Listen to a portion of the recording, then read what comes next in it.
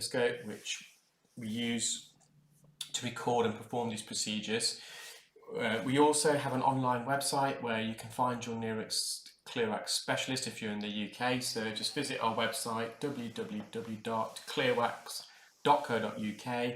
You can either enter your postcode or your town or city and you can find your nearest earwax removal specialist. I have a very interesting case here. A client attended a few weeks ago and he mentioned on the phone that he's got an ear infection in the right ear. He's had treatment for the last couple of months, he says, with his GP, but there's no improvement.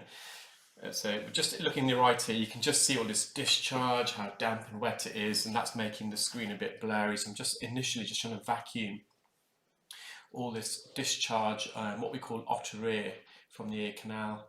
And once I've removed the bulk of this otter ear that's in front of you, and it's also a lot of dead keratin, a lot of dead skin, you're able to visualize the eardrum. And this patient, as per the title of the video, requires urgent referral to ENT. In reality, this infection's been in his ear for a lot longer than 2 months, and it's caused severe erosion of his ear canal, which we'll talk about a bit later. But at this stage, I wasn't aware of the erosions. All I'm looking is straight ahead at his ear canal, towards his eardrum. So at the moment, yes, the ears doesn't look natural. It's infected, a lot of discharge, a lot of dead keratin, but I wasn't aware at all of all the other problems this patient had until I started removing layers and layers of this dead keratin from the gentleman's ear. So we're just now approaching the eardrum. It's going to be very careful. The patient was in a lot of pain prior to attending. Obviously, as I said, he's had this infection for a couple of months now. He's had it treated for a couple of months and he's known about it for a couple of months, but I'm not so sure. I think the severity of this ear infection would tend to lead me to suggest that he's probably just, after questioning him later, he kind of said, well, it could have been more than 2 months. I think this has probably been the best part of a year. That's how severe it is. In the early stages, the patient may not have been aware. Sometimes that happens. People can have ear infections and they're just blissfully unaware. They've got no earache, no active discharge coming out of the ears. So again, just trying to vacuum some of this dead keratin. There's no other instrument we can use. Forceps would not grip onto this, it's too wet. Jobson horn and ear hooks will just, you'll be grazing the ear canal. So the only means of removing this, believe you me, is suction. So again, just at this stage, all I'm trying to do is just get his eardrum visible. That's my main priority, so he can hear. And everything else afterwards, it's almost like a bonus, so we work around it afterwards. But I just want to make sure he can hear. That's the main reason why he's come today. And you can see just how wet and damp it is. Still not got a very clear view of his eardrum. I know his eardrum's just about there, but the landmarks are not clearly visible at the moment. So just treading carefully because we don't want to be touching any other structures, or that could be a swelling as far as I know at the moment. We just can't, the view's not great because of his infection, but I think that's his eardrum, just in that little tunnel at the end of the tunnel. Because it's got a lot of keratin, sometimes if you just peel it from laterally from near the entrance, you get like a whole peel all the way towards the eardrum. But this keratin is quite thick, so you're almost having to put a lot of pressure when you're lifting it off the canal wall, and then it shreds into little pieces. So it wasn't one of those skin peels where you can literally peel the whole ear canal in one go. It was just suctioning parts and bits and bobs of dead keratin a bit at a time. So this is now where it's become apparent that the patient has got a few bony erosions. So I'm right at the base of his ear canal. His eardrum is actually up and obviously in the distance, but at the angle of this endoscope is actually almost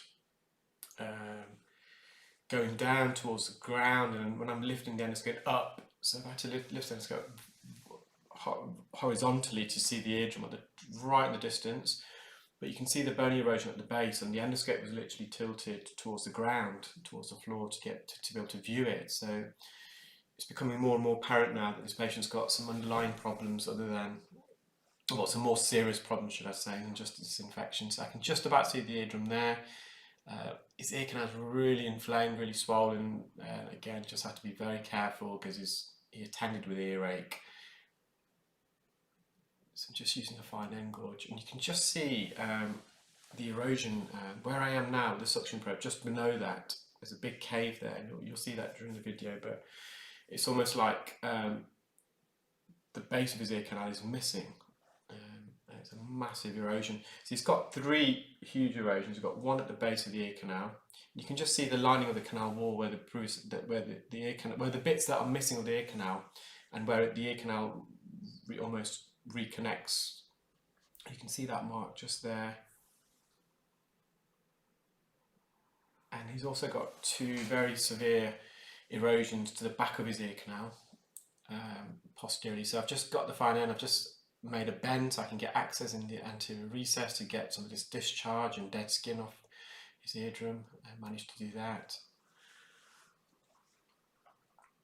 So at this stage, the patient's symptoms were alleviated. He could hear, so I can just about see the eardrum there. Obviously, there's a lot of dead keratin. He's had this infection for a long time. That will now have to naturally shed. I can see the hammer bone, the handle of malleus. And again, just trying to mop up a bit of discharging keratin from his anterior recess, and to get access we've had to bend this fine end gauge suction probe to even get access to that part of his ear.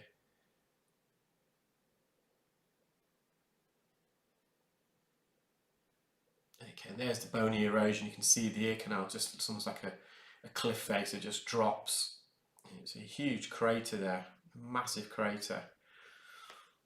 I'm just going to the endoscope now. I'm tilting it down. It's not horizontal. Now it's horizontal, and now it was before it was down. So the idea now is just clean as much debris as I can. He could hear perfectly fine. I did a pressure test just to make sure there's no infection behind his eardrum. There wasn't. So as far as the patient's own symptoms, he could hear. He was very happy, but I had to explain to him that what we need to do now is get as much of this dead keratin off. So what's going on now, I hear people say, so it could be a couple of things going on here. It could actually be just suffering from keratosis obturans, so which is a buildup of dead skin plugs that can't naturally migrate out of the ear. To me, it seems like he's probably got something more menacing. He potentially could have a canal cholesteatoma, which is very dangerous. And a bit later on in the procedure, you'll see the rear canal wall, the back canal wall, and where his mastoid bone is, and his mastoid bone is all but eroded. I even asked the patient during the procedure, "Are you sure you've never had a mastoidectomy, any previous ear surgery?" And he's adamant he's never had any surgery to his ear, because his ear canal, to me, especially to the rear, looked like a mastoidectomy had been performed. So you could have mastoiditis, canal cholesteatoma, and also keratosis obturans. In some ways, some of these conditions can be all interlinked. You can start off with keratosis obturans, which is a collection of dead skin. That skin just collects and collects and collects in the ear canal, and then develops into a canal cholesteatoma. So remember, cholesteatoma is essentially a buildup of dead skin in the ear canal that eventually becomes infected. Cholesteatoma typically happens on the attic of the eardrum, so the posterior superior quadrant. So when your eardrum is retracted, when you've got a retraction, it's buckled inwards, there's a little retraction pocket in the attic, in the top part. So as I mentioned, the posterior superior quadrant. And dead skin that normally sheds and migrates gets collected in that pocket on the eardrum. And eventually, if that skin doesn't migrate, it becomes infected, just like this skin here that we're removing, but on the eardrum, and then that can get very dangerous. It can develop, it can enter the middle ear. So you can start eroding the middle ear bones, start eroding the ear canal. Some people can develop meningitis because it can infect the meninges. The cholesteatoma can start infecting the skull, temporal bone, become very, very, almost life-threatening. Sometimes it's very rare, but you can also get canal cholesteatoma of the ear canal. So in this case, it could be the keratosis obturans. developed into a canal cholesteatoma, which then also developed into a mastoiditis. So the mastoid bone, the bone behind the ear itself, that got infected because of the canal cholesteatoma, and that bone starting to erode. So I've requested an urgent ENT referral via the patient's GP, but because of coronavirus and the backlog, I've urged the patient to see an ENT privately as soon as he can, because this can be, I'm just worried it's already quite dangerous, and he will most certainly need some biopsies. He will need CT scan just to see how much erosion there is, and as an audiologist, we then have to hand over these these cases to ENT for more exploratory investigations, ordering scans and possible surgery. So that's the rim of his original ear canal where I was just before, and at the bottom you can see just a huge cave. And although symptoms were alleviated, the patient's still experiencing a lot of pain, a lot of altalgia, and this skin is such a heavy, dense layer of skin, and we really have to peel this, putting a lot of pressure. So the patient was fantastic. He realised the importance that I remove as much dead keratin as possible. So we're just on the posterior canal wall near the entrance, and we're just trying to lift this dead keratin, which has become very soggy and mushy. Hence why no other instrument would do. If you use an ear hook, you're going to be scraping into the canal wall. Jobson horn, similarly, you'll just be putting the Jobson horn against the ear canal trying to scrape this, which would be very uncomfortable. Forceps, you just wouldn't get a grip. Someone left a comment yesterday. I had a video where I was doing a skin peel. It was quite a complex skin peel. I forgot which video number it was. In fact, let me just find the video number. So some of you may be wanting to watch this yourselves. It was just a ridiculous comment. Why didn't you use a forceps to remove this very thin sheet of dead keratin off the eardrum? Just find the video number. Sorry, as I'm narrating, I'm just on my phone, on my YouTube app, just trying to look for this video. 559, most challenging eardrum skin peel. It was a 20-minute procedure. There was absolutely no way you could use a forceps to remove a thin layer of skin from the eardrum, and they've been quite insulting. I should learn to use forceps and peel it and make, I don't know what I'm doing basically. So with forceps, you need to get a grip. So you're pulling something out of the ear. At the tip of the forceps, so imagine a pair of scissors or tweezers, the tip of it is sharp. And that sharpness, the pointed bit, doesn't grip onto anything. So you have to be able to go into an object at least a few millimeters before you can close the tweezers, so with your thumb and fingers, to get a grip and then pull it out. You've got someone's eardrum, so if I'm approaching a thin layer of dead keratin on someone's ear that's stuck on the eardrum with a pair of forceps that's pointed, I'm going to poke through the eardrum. I thought that would be kind of self-explanatory and a bit of common sense, but for some people clearly not. Anyway, so if you want to watch that video, I've left a comment there. Forgot her name, not even responded to it, but it came up on my notification this morning. So we'll just continue to work away with this dead keratin. Patience is a virtue. There's no shortcuts with some procedures. Okay, I'm just trying to remove as much dead keratin as I can, because whilst this keratin's in the ear, this keratin is infected. It's going to die, it's going to get infected, and it's going to cause more erosion. So it's just not possible we can get every single bit of keratin out today. It would be there for several hours. But just trying to remove as much as I can and as safely as I can. So I'm just focusing on the anterior canal wall. I'm going to go back to the base of the ear canal and the posterior canal wall a bit later. And near the end of the video, you'll see the 2 additional craters, erosions that we found.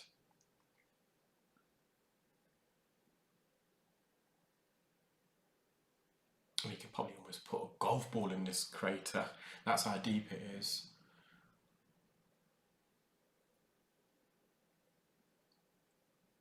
So, if you remember my videos, the deeper we go into the ear canal, the more sensitive it becomes. So there is a bit of dead keratin coating the back of his ear canal right near the eardrum. We're just going to leave that because that would be very uncomfortable for him.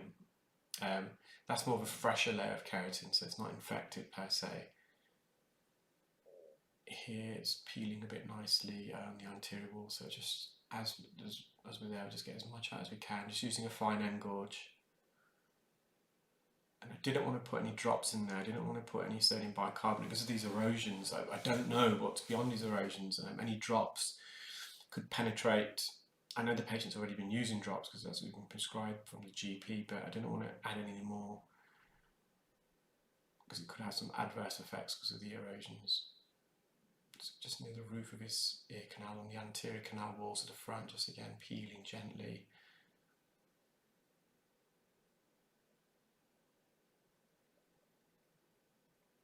So I'm having to go in and out quite a lot because we're using a fine end gauge. You can get blocked very easily with this mushy type of dead skin keratin.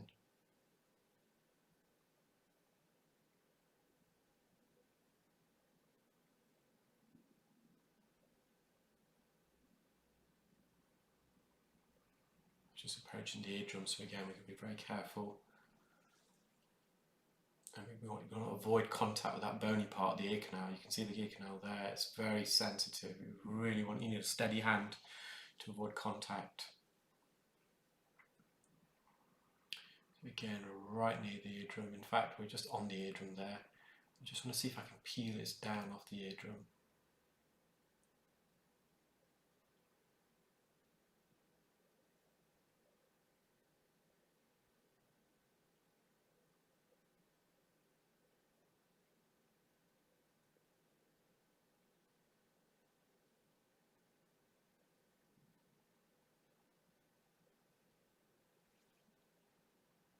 Just a bit of dedicated right in the anterior recess. I'm not sure if I managed to get there. I'm watching these videos. Some of these videos are a month old, so I can't remember exactly if we got that piece. I don't think we did. Obviously, there's a big swelling and narrowing of that part of the infection. Was within the anterior recess.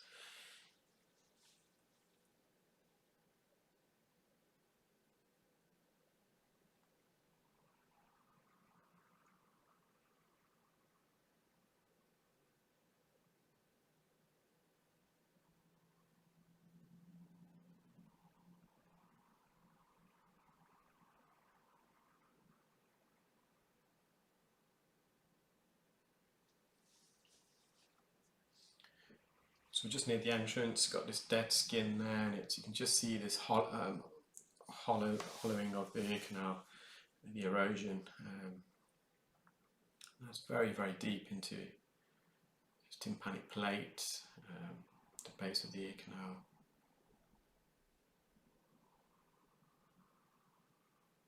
It's probably going to require a very strong dose of antibiotics in the first instance to stem any infected bone, so it can preserve as much bone as possible.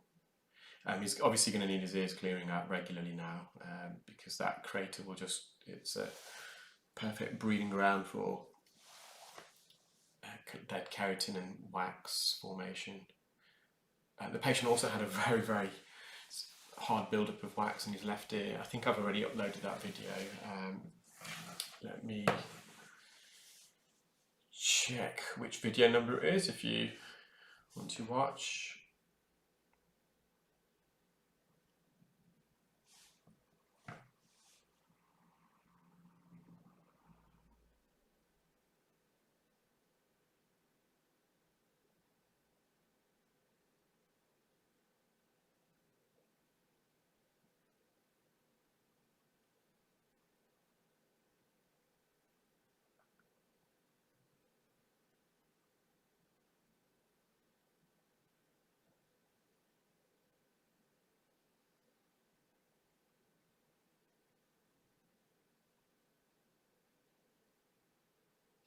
That video is number 592.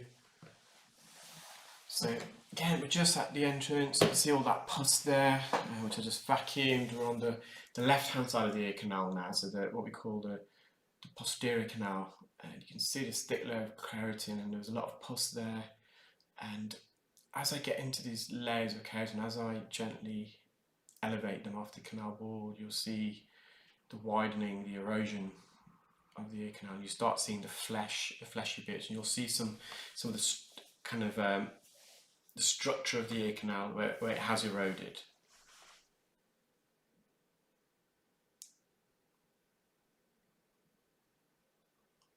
You can see just there, just on the bottom left of the screen, very big buildup of keratin, and this is why an endoscope is so amazing, because you just the view. You wouldn't, if you were using an otoscope, for example, or even head loops, any other device, because you need to use a speculum. So a speculum is like a little funnel that specialists put in the ear, and this funnel is probably about 1 centimetre in depth, and it narrows. So you can quite easily miss some of the surrounding structures, and with an otoscope and microscope you just don't get the same field of view as an endoscope. And this is why an endoscope is so amazing, because you'll see parts of the ear that you wouldn't normally see with other visualization techniques. Again, so this is the second crater. It's right near the entrance, but on the left, on the back bit, and slowly but surely you'll see almost the perimeter of the original ear canal, and you can just see it there, a bit of flesh appearing just to the right of the ulnar suction probe. So that there, where it's hollowed out, this hollowing there, that's an erosion. Evident to the right of that fleshy bit was his original ear canal. So this is just all additional volume of his ear canal here that we're working in. It's a bit odd, whilst I'm narrating it, I'm almost standing up trying to look over into this crater myself. I think I was actually standing up during the procedure here, so I can really angle the endoscope downwards to get the best view possible. So you can see now, you're seeing more and more flesh. So this wasn't originally, this crater, this part of the ear canal was not originally there. It's arrived and derived due to patients' infected ears. So there's dead keratin. This keratin gets infected and it starts eroding the structure, the cartilage portion and the bony part of the ear canal.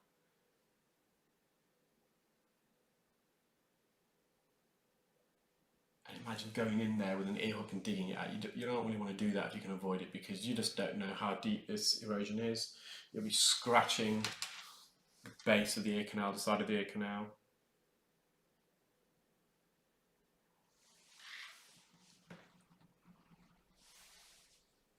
There we are. You can see a lovely view there of the perimeter of his original ear canal, and you can. That's the patient's eardrum. This is the back part. I'm just having a good examination now. So that's crater 1. This is right at the base of the ear canal. This is crater 2 coming in a moment. And he's also got a third one which will come in view. So the third one is there where this dampness is. So that's crater 2 to the left, crater 1 to the right. Still a bit more keratin there, and you can see where that dampness is here. There's another crater there. And this is definitely his mastoid bone. So his mastoid bone is most certainly infected, some mastoiditis, and it's beginning to erode. I suspect he's going to have surgery to remove some more of this bone, because it must be diseased. And if they don't remove it, or the infection doesn't stop, this bone will get, the infection of the bone will spread. At the moment it's on the mastoid bone. It could spread to the temporal bone, which is a bit higher up, then to the skull bone, and it can then infect the meninges, which is a liquid layer around the brain that causes meningitis. So it can eventually become very life-threatening. Oh, another thing it could be, which is, again, all these conditions kind of are similar in a sense, because they can all be a domino effect. One creates the other, but necrotizing otitis externa, or malignant otitis externa, which is, again, can be very life-threatening. It's more prevalent in the elderly and diabetic, and one of the hallmarks typically is a big swelling near the entrance now, or from the base of the ear canal. He didn't really have a swelling, it was all keratin, hence why I don't believe it's that.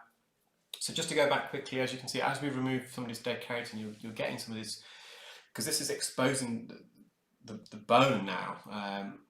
and it's almost eating into the flesh. So when you peel some of this keratin, you're going to get some oozing of blood. It's not because we've scratched anything or caused any trauma. That's what happens when you remove thick layers of dead keratin. You're going to get a bit of bleeding because you're exposing some of the structure. So this is a much better and clearer view of the second crater. So this is to the left of the major one to the right. Still got a bit of keratin. Yeah, so necrotizing otitis externa, one of the hallmarks is severe pain at night, and very prevalent with people with diabetes, but I don't think it's that. I think it's a canal cholesteatoma as a result of keratosis obturans, which is now also caused mastoiditis. So it's got three things going on: keratosis obturans, canal cholesteatoma causing all the erosion, and it's also now spread to not only the canal but the mastoid bone, which is mastoiditis.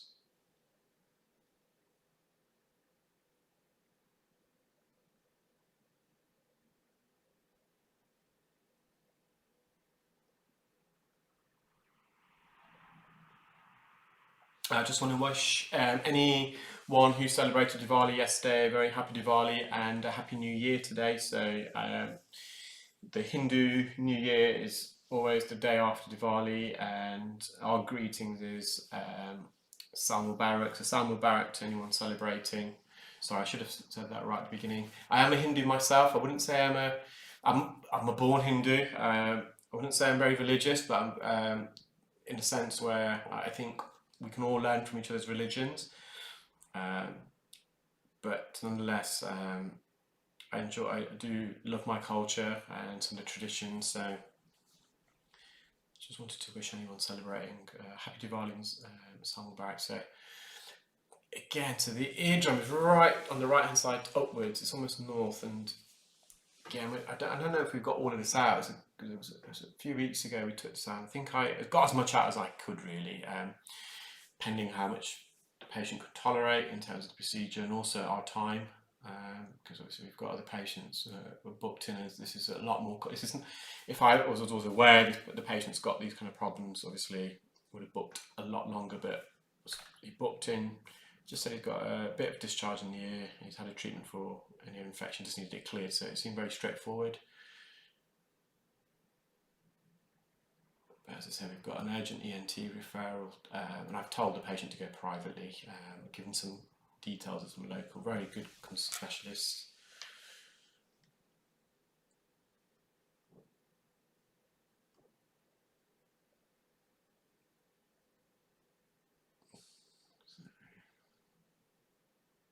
So that's the eardrum, that's the first crater, that's the second crater, and the third one is just beyond that bit of keratin on the left. So I hope you enjoyed that video, guys. It's a very complex one, not something that I was expecting, but it was a good one nonetheless. As I said, the patient he came back for his left ear because he didn't have any problems on the day, but I said we need to remove that. So he did come back and remove that wax, and I did look in his right ear. It was just a few days later he came back, and some of that keratin had softened because the blockage or whatever that was there was obviously no longer there, so that keratin had softened a bit and I'd removed a bit more, and he advised me that he's already booked an appointment with ENT, so no doubt I'll get a letter from ENT to update me on the patient. So I think I've been publishing a video every day for the last 7 days since last Sunday. I knew I had a bit of catching up to do. I've been very busy at the clinic with Clearwax. We've also potentially got some very exciting news. I don't want to say much at the moment until it's a bit more secure.